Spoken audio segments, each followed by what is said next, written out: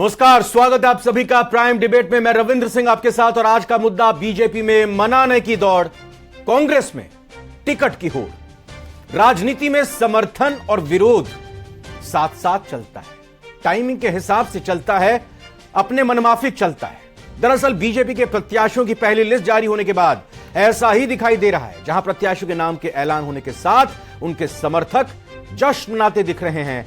ऐसा लग रहा है कि जैसे चुनाव ही जीत गए। वहीं दूसरी ओर विरोध की खबरें भी दिख रही हैं। करीब 12 सीटें, दर्जन भर सीटें ऐसी दिखाई दे रही है जहां विरोध प्रदर्शन हो रहा है।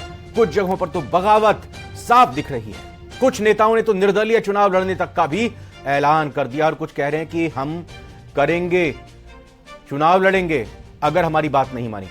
बीजेपी ने डैमेज कंट्रोल के लिए वैसे कमेटी बना दी है जो रास्ता निकालेगी। हालांकि आज बीजेपी के वरिष्ठ नेता राजेंद्र राठौड़ ने कहा बीजेपी कैडर बेस्ड पार्टी है, कोई विरोध नहीं है। इधर बीजेपी के प्रदेश अध्यक्ष सीपी जोशी ने कहा सभी लोग पार्टी की विचारधारा के साथ हैं, सबसे बात की जा रही है और इन सबके बीच कांग्रेस की लिस्ट का बेसब्री से इंतजार हो रहा है। लेकिन कांग्रेस में टिकटों के लिए दावेदारों की होड़ मची हुई है। पार्टी ऑफिस के बाहर भारी भीड़ दिखाई दे रही है। मीटिंग्स की तारीखें भी आ चुकी हैं। चर्चा इसी पर करेंगे, पहले एक रिपोर्ट देखते हैं।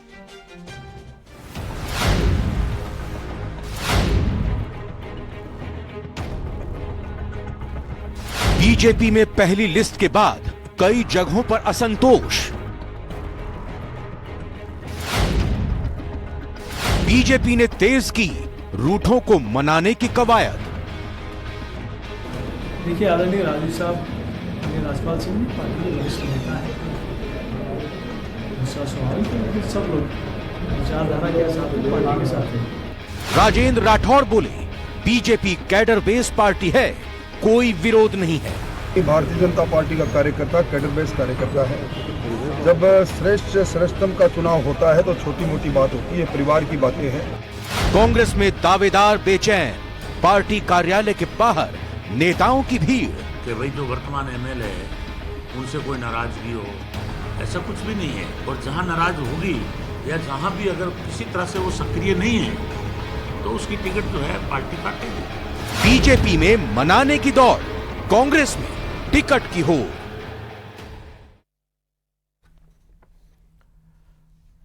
तो बड़ी बात यही है कि कहीं ना कहीं मनाने की दौड़ बीजेपी में लगी हुई है और होड़ कांग्रेस में टिकट हासिल करने की लगी है। क्योंकि जब टिकट हासिल होगा और नाराजगी आएगी तभी तो मनाने की दौड़ लगेगी ना। चार खास मेहमान हमारे साथ जुड़ चुके हैं, एक एक करके आइए स्वागत करते हैं। अशोक सिंह शेखावत जी हैं, बीजेपी प्रवक्ता, बहुत बहुत स्वागत अशोक जी आपका। मेरे साथ जुड़ चुके हैं अजय कछावा साहब, प्रवक्ता हैं कांग्रेस के, बहुत बहुत स्वागत आपका। हमारे साथ देवेंद्र यादव, प्रवक्ता आप आम आदमी पार्टी के, और मेरे साथ जुड़ चुके हैं महेश शर्मा जी, वरिष्ठ पत्रकार भी। अशोक सिंह जी, पहले सवाल आप ही से करते हैं। ग्राफिक्स के जरिए लगातार जानकारी हम अपने दर्शकों को देंगे ही कि वो कौन कौन सी 1 दर्जन सीटें हैं जहां पे बगावत के सुर सुनाई दे रहे हैं। आपको भी पता है कि कहां पर किस तरह की फीडबैक आ रही है, इसलिए इसमें समय नहीं गंवाते। मुझे तो आप ये बता दीजिए कि ये जो डैमेज कंट्रोल कमेटी बनाई है अशोक जी, अभी तक इसने कितना डैमेज होने से बचा लिया, और दूसरी बात यह कि आगे डैमेज होने से कितना रोका अभी तक इसने? क्योंकि डैमेज कंट्रोल बनाने के बाद भी, कमेटी बनाने के बाद भी और भी डैमेज करने के लिए बार बार सामने आ रहे हैं आपके पार्टी के नेता, कैडर बेस्ड पार्टी के नेता। सबसे पहले तो ये देखिए कि राजस्थान के अंदर यदि चुनावी चलता है 2023 का विधानसभा का, और वो विधानसभा के चुनाव के अंदर टिकटों का वितरण होता है, उसके साथ साथ आप देखिए कि क्या सरकार ने ऐसे कोई काम किए? अराजक सरकार रही है। जो वादे किए कि किसानों का मैं कर्ज माफ करूंगा, वो कर्ज माफ किया क्या? जो कहा कि मैं रोजगार दूंगा, तो आप 19 से अधिक। मैं आपसे ये नहीं पूछ रहा कि मुद्दे क्या होने वाले हैं इस बार चुनाव में। नहीं, मैं बता रहा हूं, उसी पर आ रहा हूं। मैं मुद्दे भी बताऊंगा और वो बात भी बताऊंगा आपको। तो इस चीज का जनता बेसिकली से इंतजार कर रही है कि भारतीय जनता पार्टी के टिकटों का जैसे ही होगा, जो इन्होंने वादे किए, कानून व्यवस्था का कहा कि सुदृढ़ होगी, महिलाओं के अपराध को रोकेंगे, लेकिन दुष्कर्म में नंबर 1, भ्रष्टाचार में नंबर 1, ऐसा क्यों हुआ? तो ये जनता उसके ऊपर पूरा देख रही है कि ये सरकार कैसी है। जो भारतीय जनता पार्टी की जो सरकार थी, जो सुशासन की सरकार थी, वो देने वाली सरकार थी। और हमारा टिकट का जो आपने कहा कि जिस प्रकार से टिकटों का किया गया, आप देखिए, एक Bharatiya Janata party cadre based party, कार्यकर्ताओं से चलने वाली ये पार्टी होती है। जैसे एक स्वाभाविक रूप से किसी को टिकट दिया जाता है तो टिकट देने के बाद में एक प्रतिक्रिया रूप में आती है, और उस प्रतिक्रिया रूप के अंदर हमारे वरिष्ठ जो नेता हैं वो लग रहे हैं और मुझे लगता है कि इतना कोई बात नहीं है, कुछ सीटों का हो सकता है और उस सीटों का हम कर लेंगे, ऐसी कोई बात नहीं है। अच्छा, मतलब लेकिन ये है, मतलब ये कि जैसे ये भी सरकार आ रही है, मतलब ये भी है कि क्या फिर कुछ और जो 41 सीटों पे नाम घोषित हो गए हैं, क्या कुछ अदला बदली हो सकती है क्या उसमें? अभी तो बहुत वक्त है। मैं कह रहा हूं कि आप देखिए कि कांग्रेस में और भारतीय जनता पार्टी में, अरे मैं आपकी बात कर रहा हूं ना, कांग्रेस ने अपनी बताइए पहले, फिर दोनों कांग्रेस की बात कीजिए। दोनों का कह दूं। नहीं अपन मैं कह रहा हूं रविंद्र जी, दोनों करूंगा। यदि टिकटें हमारी हो चुकी है, कांग्रेस ने कहा था कि हम टिकट कर देंगे, सितंबर में कर देंगे, आज क्या हुआ? मतलब आप दिक्कत ये आ रही है कांग्रेस के, जो कहा कि पायलट जी से गहलोत साहब का हमारा संबंध सही हो चुका है, लेकिन वो संबंध के लिए क्या कहा, ये 2 महीने तक चुनाव में हम सही रहे। 2 महीने का चुनाव के बाद में तो वही हो जाएगी स्थिति जो 2018 में हुई है। क्या इन 41 सीटों पर जो बीजेपी उम्मीदवार घोषित कर चुकी है, इसमें कुछ फेरबदल हो सकता है? क्या पार्टी विचार कर रही है इस पर? मैं कह रहा हूं कि भारतीय जनता पार्टी, मैंने आपको पहले बताया कि कैडर बेस्ड पार्टी है। पार्टी चलने के हिसाब से जो भी जिताऊ कैंडिडेट होंगे, जिस प्रकार से फीडबैक आता है, उन चीजों को ध्यान में रखते हुए भारतीय जनता पार्टी उसमें देखती है। अच्छा। और सभी समाज से हो, चाहे किसान हो, युवा हो, महिला हो, हाँ। प्रोफेशनल हो, सबको साथ लेकर के चलती है। मैं सोचता है ये डेमोक्रेटिक पार्टी में कोई भी पार्टी हो, वो इन चीजों को लेकर के साथ चलेगी। ठीक है साहब, मैं अब रुख सीधा करूंगा कांग्रेस प्रवक्ता अजय कच्छावा साहब का। अजय कच्छावा जी, चलिए मैं अशोक जी की बात से शुरू करता हूं। सितंबर में लिस्ट कह रहे थे, अभी तक लिस्ट नहीं आई, ऐसा तो नहीं है? सोच आप ये रहे हो कि जितनी देर से लिस्ट करेंगे उतने लोग नाराज कम होंगे? कहीं ऐसा तो नहीं कि उतनी ज्यादा नाराजगी लोगों की बढ़ जाए और फिर बीजेपी से भी बुरी स्थिति आपकी हो जाए? देखिए रविंद्र जी, बात ऐसी है कि कांग्रेस में एक लोकतंत्र है। कांग्रेस में सभी नेताओं से, सभी वर्गों से, सभी समुदाय से बात करके एक अपना एजेंडा तय करती है। हाँ। और आप ये देखिए कि कांग्रेस पार्टी में जो चुनाव की देरी है, तो वो क्या विजन 2030 के तहत जो आम जनता से श्रीमान अशोक गहलोत जी ने जो राय ली है, और उसमें जो 3 करोड़ 42 लाख रुपए लोगों का जो सुझाव आए हैं, वो एक हमारी बहुत बड़ी जिम्मेदारी हो गई है कि हमें मिशन 2030 को लेकर चलना है। और उसी के तहत हमें प्रत्येक प्रत्याशी को, योग्य प्रत्याशी को, जो जनता की सुने, जनता के हित की बात करे, जनता से सीधा उसका जुड़ा हो, इस तरह की कोई बात ना हो कि प्रदेश का कोई भी तबका वंचित न रह जाए, सभी वर्गों को समान। नहीं, मिशन 2030 में तो ये पूछा था ना जनता से कि भाई राजस्थान में आप क्या चाहते हैं? आपने ये थोड़ी पूछा था कि किस तरह का उम्मीदवार चाहिए आपको कांग्रेस से?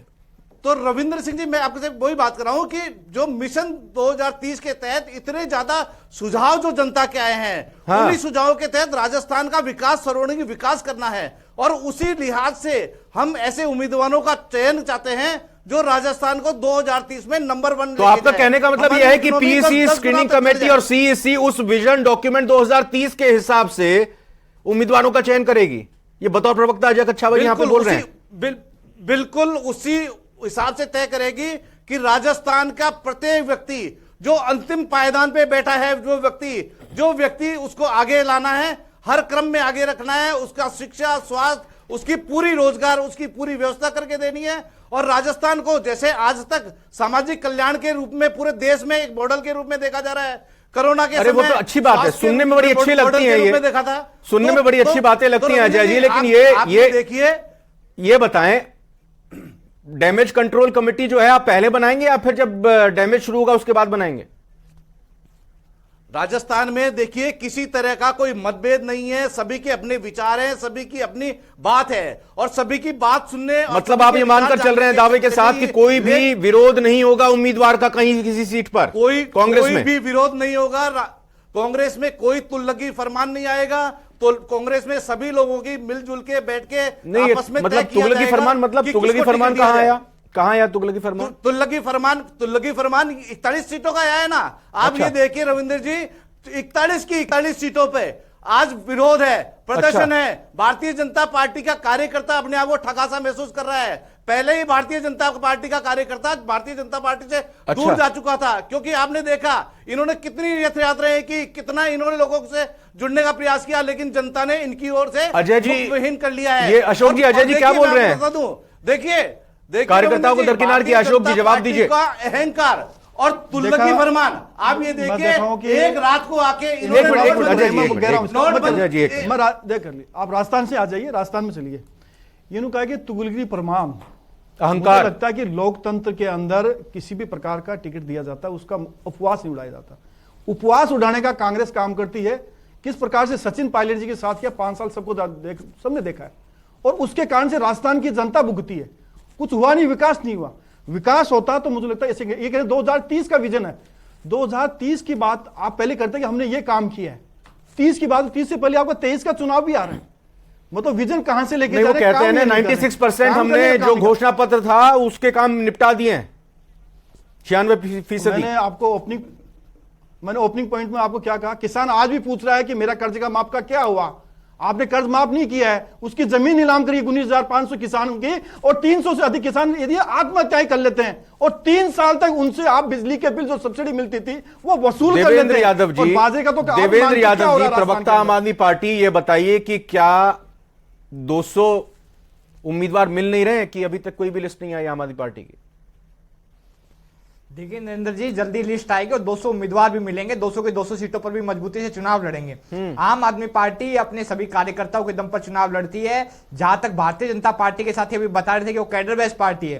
कैडर बेस्ड पार्टी का मैं 4-5 जिलों का आपको उदाहरण दूंगा। हाँ। राहुल कसवा सांसद हैं चूरू से, पिता सांसद थे, मां पूर्व विधायक है, पूरे जिले पर उन्होंने कब्जा कर रखा है। आप चले जाइए जुन्नू, नरेंद्र खिच्चड़ इनके सांसद है, पुत्र वधु जो है जिला प्रमुख है, पुत्री जो है पार्षद है, पुत्र को विधायक की टिकट दिलाने की जुगत में लगे हुए हैं। हाँ। झालावाड़ में मां जो है मुख्यमंत्री रैली, बेटा सांसद है। हाँ। अर्जुन राम मेघवाल बीकानेर में, उनके बेटे रवि मेघवाल के लिए टिकट के लाइन में लगे। हाँ। ये कैडर बेस्ड पार्टी होती है। एक एक परिवार ने एक एक जिले पर कब्जा कर लिया भारतीय जनता पार्टी में। जहां तक कैडर बेस्ड, इनके तो मुख्यमंत्री भी जो है इंपोर्टेड होते हैं। असम में देख लीजिए, एक दूसरे पार्टी से इंपोर्ट करके लाया गया भ्रष्टाचारी नेता आज इनका मुख्यमंत्री है। आप चले जाइए महाराष्ट्र में, जितने दो आप मुख्यमंत्री देख मैं लीजिए, देवेंद्र जी उप आपसे मुख्यमंत्री राजस्थान की देख बात कर लीजिए। रहा हूं। आम आदमी मैं उसी पे आ रहा हूं, मेरे पे आ रहा हूं, उसी पे आ रहा हूं। दिल्ली में और मैं वही पंजाब में आपको बता रहा हूं, बनाई, नरेंद्र भाई। लेकिन उसी पे आ रहा हूं, देवेंद्र उसी जी पे आ रहा क्या हूं। भूमिका मैं आपसे राजस्थान just- में आम आदमी पार्टी अपनी मैं मान कर वही चल कह रही रहा है, हूं, वोट उसी काटेंगे चीज आप, पे आ रहा हूं क्या कि इस भूमिका भारतीय में जनता है, पार्टी या फिर का बस ऐसे ही थोड़ा जहां सा तक ये पिकनिक बात मनाने के लिए करते चुनाव हैं लड़ने के लिए आ रहे हैं? पार्टी, तो ये सिर्फ इंपोर्टेड पार्टी है राजस्थान। अरे अपनी की बात जनता कीजिए ना, लगातार बताइए भाई, देख कब रही लिस्ट लेकर आ रहे हैं आप? मैं अपनी बात कर रहा हूं ना, और अपनी कब बात हुई मैंने मीटिंग? बताई आपको शुरुआत में। कहाँ हुई मैंने मीटिंग? मेरी बात मैंने शुरू में रखी कि हमारी लिस्ट जो है कब वो हम आएगी? जल्दी लेकर के आएंगे और राजस्थान के कार्यकर्ताओं के बीच में कैसे लेकर लिस्ट आएंगे। कैसे तैयार किसी भी कर रहे हैं सप्ताह, आप? किसी कैसे भी- तैयार कर रहे हैं? किसी भी कितनी दिन आ बैठकें हुई सकती है। आपकी? हमारे कार्यकर्ता, मैं वही कह रहा हूं ना, हमारे राजस्थान कार्यकर्ता आम हमारी आदमी लिस्ट में होंगे, आप पार्टी- लोग इंपोर्टेड नेता नहीं लाते हैं। राजस्थान आम आदमी राजस्थान पार्टी आम आदमी कार्यकर्ताओं पार्टी का पदाधिकारियों की कार्यकर्ता कब बैठक हुई है? चुनाव लड़ेगा। राजस्थान इकाई के नेताओं की हो कब चुकी है बैठक ना हुई है? थोड़ा बैठक? बताइए ना, रोशनी डालिए थोड़ा सा। कितनी बैठ के बताऊं? पिछले सप्ताह जो हमारे जो प्रदेश अध्यक्ष जी यहाँ प्रदेश के दौरे पर थे, लगातार दौरे कर रहे हैं। प्रभारी विनय मिश्रा लगातार दौरे कर रहे हैं। लगातार हम फीडबैक ले रहे हैं अपने कार्यकर्ताओं से। हमने तो हर जगह अपने कार्यकर्ताओं को चुनाव लड़वाया है। पंजाब की आपने बात की, पंजाब में हमारा लाभ सिंह कार्यकर्ता था जिसने मुख्यमंत्री को हराया। राजस्थान में भी हमारा आम कार्यकर्ता चुनाव लड़ेगा और उस मजबूती से चुनाव लड़ेगा कि राजस्थान में एक बड़ा बदलाव इस बार देखने को मिलेगा। तो आम आदमी पार्टी कैडर बेस्ड पार्टी, हमारे क्या कार्यकर्ता मतलब हमारी ताकत है। हमारे पास आप ये सपना देख रहे हैं कि यहां पर बड़े बड़े छत्रपों के खिलाफ आम आदमी पार्टी के जो हैं उम्मीदवार चुनाव जीतेंगे? आप ये यहां पर दावा कर रहे हैं? देखिए, ये तो आम आदमी पार्टी का इतिहास बताता है कि आम आदमी पार्टी में एक 25 साल के लड़के ने दिल्ली में बड़े बड़े दिग्गजों को हराया। आम आदमी पार्टी में पंजाब में मैंने बताया लाभ सिंह का एक उदाहरण आपको दिया जिसने मुख्यमंत्री चन्नी को हराया। हाँ। आम आदमी पार्टी का कार्यकर्ता कहीं भी कमजोर नहीं है, बदलाव लाने की ताकत रखता है। गुजरात में जहां नरेंद्र मोदी अजय के गढ़ में कच्छावा जी, जाकर डर तो नहीं लग रहा है आपको ये लेकर जो के आए और दावा आज कर रहे हैं लेकर के देवेंद्र आए। यादव तो जी? आम आदमी पार्टी की ताकत है। सहयोगी हैं आम आपके आदमी पार्टी INDIA मजबूती से गठबंधन चुनाव के? लड़ेगी। देखिए, घबरा तो नहीं रहे? इंडिया के जो सहयोगी है, इंडिया के जो सहयोगी हैं वो 2024 लोकसभा के लिए है। अच्छा। राज्यों में सारे गठबंधन स्वतंत्र हैं। राज्य के वो क्या प्लानिंग कैसा करते हैं, किस गठबंधन तरह होता की है? व्यवस्था करते हैं, ये कैसा बिल्कुल गठबंधन होता बिल्कुल है? ये गठबंधन है हमारा 2024 के लिए लेके जो मिशन है। अच्छा। कि देश में संविधान बचाना है, लोकतंत्र बचाना है और देश को बचाना है। हाँ। देश को तुल्लकी फरमानों से बचाना है, देश को अहंकारी और राजा यहाँ से तो बचाना है। देश को यहाँ एक ये कह रहे हैं समझे- देवेंद्र यादव जी कि कांग्रेस और बीजेपी से बचाना है राजस्थान को, और बड़े बड़े छत्रपों को हरा देंगे देखिए, हमारे पार्टी के राजस्थान कार्यकर्ता, को- आम कार्यकर्ता आम आदमी पार्टी के। राजस्थान के गरीब और राजस्थान के उपेक्षित व्यक्ति को बचाने के लिए कांग्रेस को सरकार में लाने की आवश्यकता है और कांग्रेस के ऊपर यह जिम्मेदारी बन एक जाती कमेंट- है कि हम एक ऐसे कमेंट अशोक उम्मीदवार- सिंह जी, ऐसे जो बात उम्मीदवार देवेंद्र यादव जी ने कही कि तैयार है आम आदमी पार्टी चौंकाने वाले ये कहें कि नतीजे देने के लिए? देखो कि सबसे पहले तो देवेंद्र जी ने कहा कि जिस प्रकार से मुझे लगता है कि राजस्थान के परिप्रेक्ष्य में यदि सरकार को घेरते, राज्य सरकार को, गहलोत सरकार को घेरते तो अच्छा लगता है। ये 5 साल में घेरे नहीं और फिर कहे कि वीना मिश्रा जी आते, वीना मिश्रा जी क्या करते हैं, प्रेस कॉन्फ्रेंस करके चल जाते हैं। कौन सा आंदोलन किया आपने, जो मुझे बता दीजिए, और कौन सा आंदोलन के अंदर आप सड़क से लेकर के आप आए को जेल गया, तो बता दीजिए कौन सा काम किया, सिर्फ प्रेस कॉन्फ्रेंस। आप देवेंद्र जी आप मत बोलिए, आपने किया काम, आप जेल में जाने का काम करते हो, आप जेल बोलिए। क्या देवेंद्र यादव जी दुखी रख पर हाथ रख दिया क्या आपकी अजय जी ने? मैं कह रहा हूं कि जेल में जाने का काम राजस्थान में जरूर किया। मैं जवाब देता हूं, मैं आपको और ये बताइए राजस्थान में कितनी सड़कों पे उतरी आम आदमी पार्टी के कार्यकर्ता 2024 में? मैं बता रहा हूं, सुनिए, बताइए। शहीद स्मारक पर पेपर लीक का सबसे पहला प्रदर्शन किसी पार्टी ने किया, वो आम आदमी पार्टी में किया। जो भारतीय जनता पार्टी के नेता अपना जश्न मनाने के लिए सालासर में वसुंधरा जी के वहां गए हुए थे, बिखरा हुआ प्रदर्शन। अच्छा, प्रदर्शन किया शहीद स्मारक पर, क्यों बोलते हैं शहीद स्मारक के लिए कहते हैं? बात आई कितने छात्रों को लगा, मैं तो कह रहा हूं प्रेस कॉन्फ्रेंस के अलावा इन्होंने कोई काम किया तो बता दीजिए। अपने घरों में तो ये कहते हैं कि हम लोग पेपर लीक के लिए, कानून व्यवस्था के लिए राज्य सरकार। महेश शर्मा सर, मैं आपसे ये जानना चाह रहा हूं, ये बताइए कि जो इस वक्त बीजेपी में देखने में स्थिति सामने आ रही है, क्या वाकई ये सामान्य है?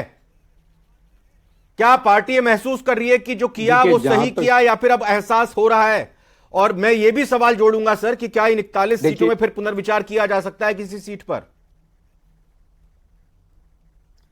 देखिए, जहां तक सवाल है, एक पहला प्रश्न तो यह है कि ऐसा क्यों हो रहा है। तो निश्चित रूप से यह है कि जब भी टिकट, लोकतंत्र में जो भी चुनाव में पार्टियां जाती है तो सबका मकसद ये होता है कि हमें टिकट मिले।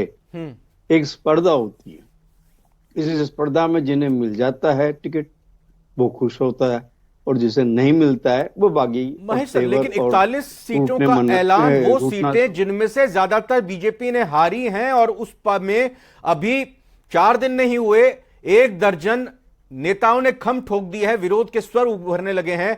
कोई कह रहा है कि मैं दूसरी पार्टी से टिकट लेकर चुनाव लड़ूंगा, कोई निर्दलीय चुनाव लड़ने का ऐलान कर चुका है। क्या ये सामान्य है? देखिए, ये जो सामान्य स्थिति, इसलिए इसे यूं नहीं कहेंगे, इसको यूं देखें कि आप जैसे लिस्ट जिसकी आई है अभी, जो मुख्य रूप से कांग्रेस और भाजपा, इन दोनों की लिस्टें, मतलब क्या होता है ना, आपको बागी स्वर और रोष प्रदर्शन विद धरना, एक ये जिसे बोलते हैं ना चुनावी टोटके वगैरह जो होते हैं, वो स्वाभाविक है होना।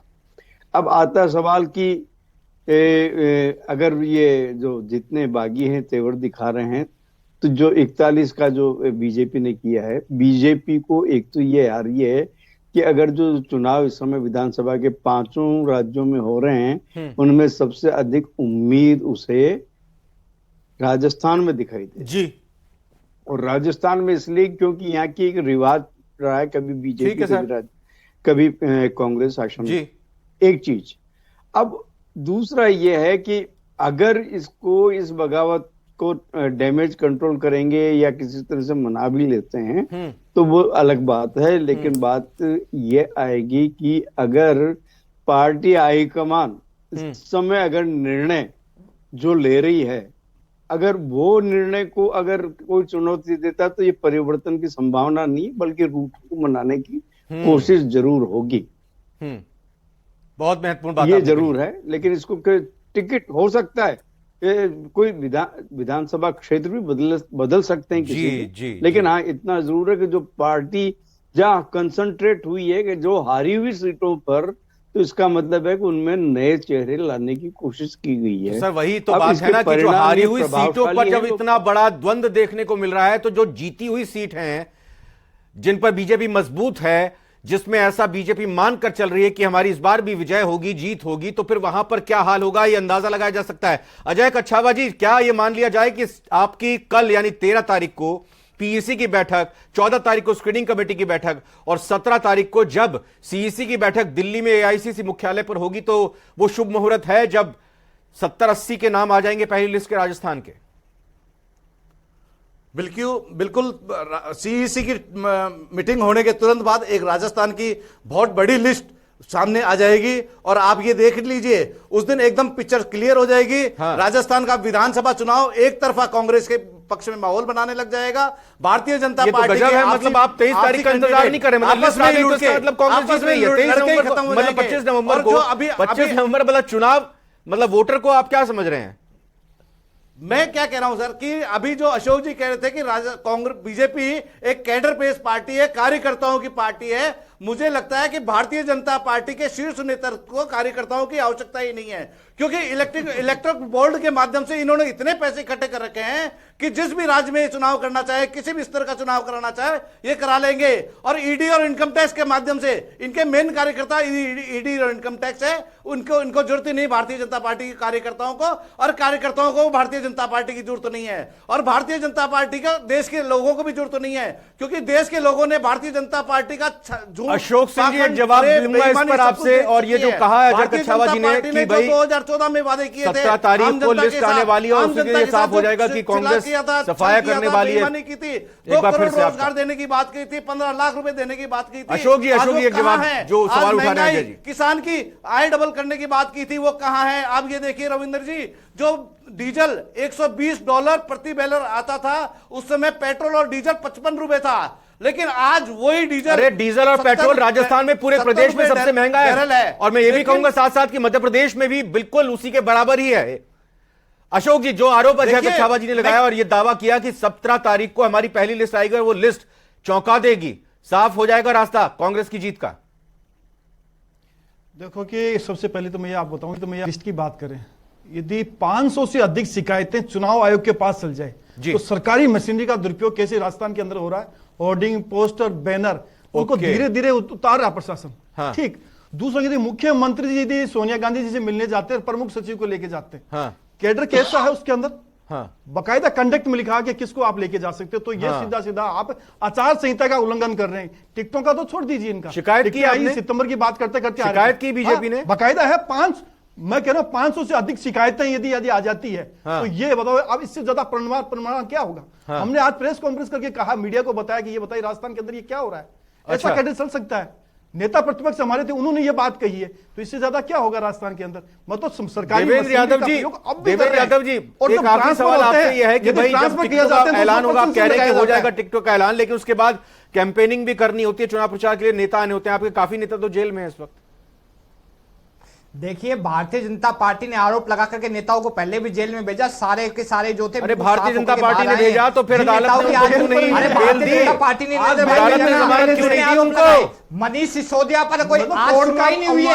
आप एक बात बताइए, कौन सा जमानत नहीं मांगी क्या? इतने आरोप लगे, आज तक कोई एक आरोप बता दे भारतीय जनता पार्टी के प्रवक्ता जिसको सिद्ध कर पाए। देखिए, कोर्ट में चल रहा है मामला, फिर आरोप लगा करके दुरुपयोग कर रहे हो। जेल में सुनवाई होगी, जमानत मिल जाएगी। आज सुनवाई होती तो आज मनीष एक साल हो गए, एक आज साल किसी कारण से सुनवाई नहीं। Mahesh Sharma sir, last comment मेरा आपसे है। चिंता मत करिए महेश सर, लास्ट कमेंट मेरा आपसे है, ये बताइए सर, मैं कल भी इसी चर्चा में आपसे इसी तरह से सवाल पूछा था और जवाब लिया था। तीसरा फैक्टर क्या दिखाई दे रहा है राजस्थान के चुनाव में, और कौन सा फैक्टर दिखाई दे रहा है, कौन सा राजनीतिक दल दिखाई दे रहा है किस इलाके में? सर ज्यादा समय नहीं है, 30 सेकेंड। देखिए, मैं ये बता रहा हूँ, भाजपा को तो अपने यहाँ जीत की उम्मीद है। निश्चित रूप से चेहरे और मोदी जी और अमित शाह का जो फैसला है वो मतलब क्या कहते हैं, सर्वमान्य कमल का फूल, उन्होंने ये मंत्र दिया। तो निश्चित रूप से वहां बगावत वगैरह अगर निर्णय वापस लेते हैं जिनको दिए गए टिकट, तो इनका मतलब है कि वो एक नेगेटिव मैसेज चला जाएगा जी। तो ये देखने की बात है। कांग्रेस को ये समय एनी हाउ किसी तरह से सत्ता वापसी कायम रहने के लिए उसको मतलब क्या कहता है ना, कोशिश करनी होगी, और इसके लिए उसको चेहरे भी बदलने पड़ेंगे। तो आप ये देखिएगा कि दोनों साइड में आपको जब भी जैसे लिस्ट घोषित होगी, और ये जबरदस्त मतलब क्या कहता है ना, जो तेज प्रदर्शन धरने बिल्कुल बिल्कुल बिल्कुल, यानी कांग्रेस को ज्यादा खुश होने की जरूरत नहीं है। मैं आप चारों का धन्यवाद करूं। से पहले प्राइम डिबेट का जो सवाल था आज, कांग्रेस की लिस्ट में देरी की वजह कंफ्यूजन है क्या? 73% लोगों ने कहा है हाँ कंफ्यूजन है, 27% लोगों का कहना है कि ना ऐसी कोई बात नहीं है। बहुत बहुत धन्यवाद चारों मेहमानों का चर्चा में जुड़ने के प्राइम डिबेट के लिए।